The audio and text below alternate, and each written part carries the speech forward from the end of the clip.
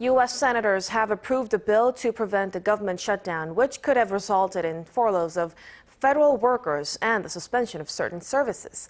Hyo-sun tells us more. Just before the major fiscal deadline, the U.S. Senate has passed a bill to keep the government funded into early December, preventing a government shutdown.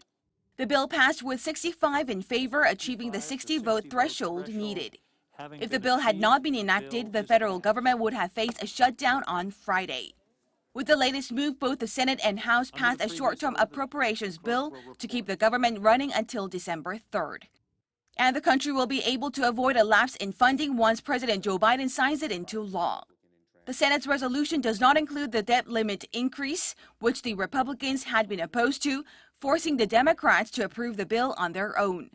Nevertheless, it does include billions of dollars to assist in responding to two recent deadly hurricanes that battered the Gulf Coast and eastern seaboard, as well as other funds to aid the resettling of refugees arriving from Afghanistan. Meanwhile, U.S. Treasury Secretary Janet Yellen has called for the removal of the debt ceiling, stressing that a potential default is looming for the country in October. It is imperative that Congress address the debt limit.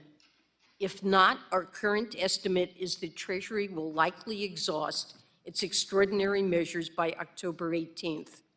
At that point, we expect Treasury would be left with very limited resources that would be depleted quickly. America would default for the first time in history.